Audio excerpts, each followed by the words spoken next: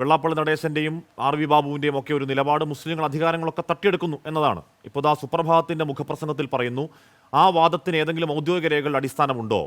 അതിൽ നടന്ന ഔദ്യോഗിക പഠനങ്ങൾ സച്ചാർ കമ്മീഷൻ റിപ്പോർട്ടാണ്, നരേന്ദ്രൻ കമ്മീഷൻ റിപ്പോർട്ടാണ്, പിന്നെ ഉള്ളത് ശാസ്ത്ര സാഹിത്യ പരിഷത്തിന്റെ കേരള പഠനരേഖയാണ്. അതിലൊക്കെയും പറയുന്നു ജനസംഖ്യാനുപാതിക പ്രാതിനിധ്യം മുസ്ലിം സമുദായത്തിന് ലഭിക്കുന്നില്ല എന്നാണ്.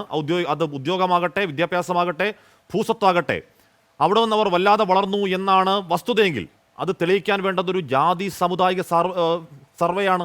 സംസ്ഥാനാടിസ്ഥാനത്തിൽ സംഘപരിവാറിന് ആ സർവേയോട് യോജിപ്പുണ്ടോ ശ്രീ ആർ വി ബാബു?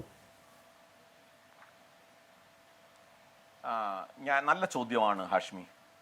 എനിക്ക് ആ ചോദ്യത്തിന് മറുപടി പറയാനായിട്ട് എങ്ങനെയാണ് കേരളത്തിലെ മുസ്ലിം ഒന്നാമതായിട്ട് ഹാഷ്മി മനസ്സിലാക്കണം, മണ്ഡൽ കമ്മീഷൻ കേരളത്തിൽ മുഴുവൻ മുസ്ലിം സമുദായവും പിന്നോക്കമാണ് എന്ന് പറഞ്ഞിട്ടില്ല.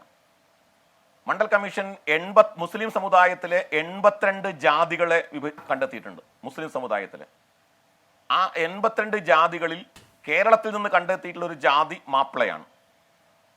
ആ മാപ്പിള എന്നുള്ളത് ആരാണ് എന്ന് ഹാഷ്മിക്ക് അറിയാം.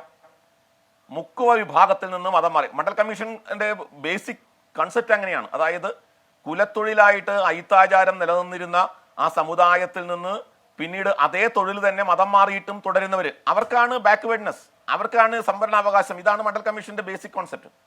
അതനുസരിച്ച് മാപ്പിളർക്ക്, അതുകൊണ്ടാണ് ലത്തീൻ കത്തോലിക്കർക്ക് സംവരണം. ലത്തീൻ കത്തോലിക്കരും മുക്കോ വിഭാഗത്തിൽ നിന്ന് മതം മാറിയവരാ. അപ്പോൾ അങ്ങനെ നാടാർ ക്രിസ്ത്യാനികൾക്ക് സംവരണമുണ്ട്. പരിവർത്തിത ക്രിസ്ത്യാനികൾക്ക് അവരും പിന്നോക്കമാണെന്ന് മണ്ഡൽ കമ്മീഷൻ പറഞ്ഞിട്ടുണ്ട്. അപ്പോൾ മണ്ഡൽ കമ്മീഷനോ സച്ചാർ കമ്മിറ്റിയോ കേരളത്തിൽ, സച്ചാർ കമ്മിറ്റിയുടെ റിപ്പോർട്ട് ഞാൻ പഠിച്ചിട്ടുണ്ട്, സച്ചാർ കമ്മിറ്റിയോ കേരളത്തിൽ മുസ്ലിങ്ങൾ പിന്നോക്കാണെന്ന് പറഞ്ഞിട്ടില്ല. ഇനി ഞാൻ ഹാഷ്മിയോട് അടുത്തൊരു കാര്യം പറയാം.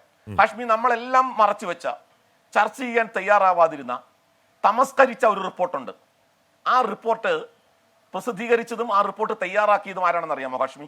KC സക്രിയ എന്ന് പറഞ്ഞ വേൾഡ് ബാങ്കിന്റെ ഡെമോഗ്രാഫറായി പ്രവർത്തിച്ചിരുന്ന, യുണൈറ്റഡ് നേഷൻസിന്റെ ഡെമോഗ്രാഫിയിൽ ഉണ്ടായിരുന്ന ഒരു പ്രഗത്ഭനായ, ലോകം കണ്ട ഏറ്റവും വലിയ ഒരു സോഷ്യോളജിസ്റ്റ് എന്ന് പറയാവുന്ന ആള് KC സക്രിയ. അദ്ദേഹം ഇപ്പോഴും ജീവിച്ചിരിപ്പുണ്ട്. ഐ തിങ്ക് അദ്ദേഹം ഇപ്പോൾ ഒരു 90 വയസ്സെങ്കിലായി കാണും.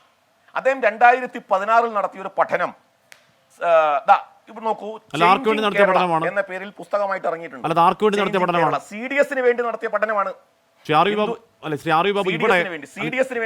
ഞാൻ പറയുന്നത് ഇപ്പോൾ ഏതെങ്കിലും സക്കറിയ എന്നൊരു വ്യക്തി നടത്തുന്ന പഠനത്തെക്കാൾ കൂടുതൽ ഒരു കേന്ദ്ര സർക്കാരിന്റെ സച്ചാർ കമ്മീഷൻ റിപ്പോർട്ടും സംസ്ഥാന സർക്കാരിന്റെ നരേന്ദ്രൻ കമ്മീഷൻ റിപ്പോർട്ടും, അതാണല്ലോ നമുക്ക് ആധികാരികം എന്നോണം മുന്നോട്ട് വെക്കാൻ കഴിയുക.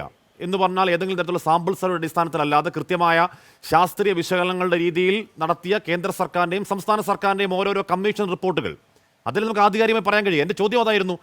അപ്പോൾ അങ്ങനെ അത്തരത്തിൽ ആധികാരികമായി ഒരിക്കൽ കൂടി ഈ സമുദായങ്ങളിലേക്ക് റീവിസിറ്റ് നടത്തി ആരെങ്കിലും ആനുപാതികരഹിതമായി എന്തെങ്കിലും നേടിയിട്ടുണ്ടെന്ന് അറിയണമെങ്കിൽ വേണ്ടത് ജാതി സർവേയാണ്, സാമുദായിക സർവേയാണ്. സംഘപരിവാർ അതിനോട് യോജിക്കുന്നുണ്ടോ ശ്രീ ആർ വി ബാബു? ഞാൻ അതിന് ഉത്തരം പറയാം.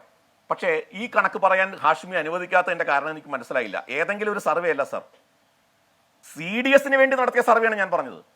CDSന് വേണ്ടി നടത്തിയ സർവേ KC സക്രിയയും ഇരുദയം രാജനും ചേർന്ന് നടത്തിയ സർവേ. ഏത് CDSന് വേണ്ടി നടത്തിയ സർവേ ആണെങ്കിലും ഒരു കേന്ദ്ര സർക്കാരോ ഒരു സംസ്ഥാന സർക്കാരോ നടത്തുന്ന സർവേക്ക് അത്രയും ആധികാരികമാണോ? ഏത് CDSന് വേണ്ടി ഏത് സക്രിയ നടത്തിയ സർവേ ആണെങ്കിലും ശ്രീ ആർ വി ബാബു, ഒരു കേന്ദ്ര സർക്കാർ കമ്മീഷൻ അതിന്റെ പാരഫെർണേലിയ ഉപയോഗിച്ചുകൊണ്ട്, അതിന്റെ ഇൻഫ്രാസ്ട്രക്ചർ ഉപയോഗിച്ചുകൊണ്ട് നടത്തുന്ന ഒരു സച്ചാർ കമ്മീഷൻ പോലെയോ, അല്ലെങ്കിൽ സംസ്ഥാന സർക്കാർ അതിന്റെ ഇൻഫ്രാസ്ട്രക്ചർ ഉപയോഗിച്ചുകൊണ്ട് നടത്തുന്ന നരേന്ദ്രൻ കമ്മീഷൻ റിപ്പോർട്ട് പോലെ ആധികാരികമാകുമോ? ആധികാരികമാവണമെങ്കിൽ ആര് സർവേ നടത്തണം? അത് സംസ്ഥാന സർക്കാരോ കേന്ദ്ര സർക്കാരോ നടത്തണം. അതിനുവേണ്ടി നടത്താൻ കഴിയുന്ന ഏറ്റവും നല്ല ഉപായം എന്താണ്? ജാതി സാമുദായിക സർവേ നടത്തുക. സംഘപരിവാർ യോജിക്കുന്നുണ്ടോ ശ്രീ ആർ വി ബാബു?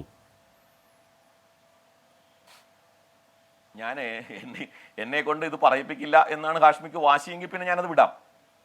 ഞാൻ പറഞ്ഞത് എന്താ ഹാഷ്മി, ഞാൻ തുടക്കത്തിൽ പറഞ്ഞു സച്ചാർ കമ്മിറ്റി കേരളത്തിൽ മുസ്ലിങ്ങൾ പിന്നോക്കാവസ്ഥയിലാണെന്ന് പറഞ്ഞിട്ടില്ല. ചോദ്യം അതല്ല. അവർ പട്ടികജാതി വിഭാഗത്തെ OBCയിലെ പല വിഭാഗങ്ങളെ. എന്റെ ചോദ്യം സ്ട്രെയിറ്റ് ആണ് എന്ന് പറഞ്ഞാൽ കേരളത്തിലെയോ രാജ്യത്തെയോ മുസ്ലിങ്ങളോ ഹിന്ദുക്കളോ ക്രൈസ്തവരോ ഏതെങ്കിലും ജാതി വിഭാഗങ്ങളോ ഈഴവരോ നായർമാരോ അല്ലെങ്കിൽ ഇവരെങ്കിലും ആനുപാതികരഹിതമായി എന്തെങ്കിലും നേടിയിട്ടുണ്ടോ, അല്ലെങ്കിൽ അവർക്ക് ആനുപാതികമായി കിട്ടിയിട്ടില്ല എന്ന് കണ്ടെത്താൻ ഏറ്റവും നല്ല മാർഗം ഏതാണ്? സാമുദായിക സാമ്പത്തിക ജാതി സർവേ. അത് നടത്താൻ സംഘപരിവാർ തയ്യാറുണ്ടോ ശ്രീ ആർ വി ബാബു? അല്ല, കേരളത്തിൽ ഒരു സാമൂഹ്യ സാമ്പത്തിക സർവേ നടക്കട്ടെ. ആർക്കാണ് എതിർപ്പ്?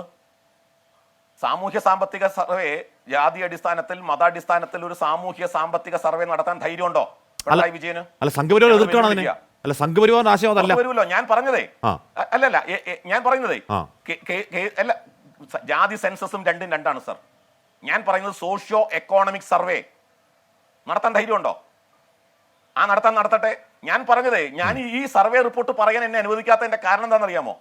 ഈ കെ സി സക്കറിയ സംഘപരിവാറിന്റെ ആളല്ല സർ, നിങ്ങൾ ഭയപ്പെടുന്നും വേണ്ട. കെ സി സക്കറിയ സംഘപരിവാറിന്റെ ആളല്ല.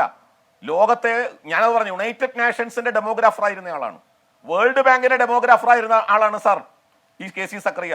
അദ്ദേഹം ആർക്കെങ്കിലും വേണ്ടി നടത്തിയ പഠനമല്ല, സെന്റർ ഫോർ ഡെവലപ്മെന്റ് സ്റ്റഡീസ് എന്ന് പറയുന്ന തിരുവനന്തപുരത്തെ CDSന് വേണ്ടി നടത്തിയ പഠനമാണ്.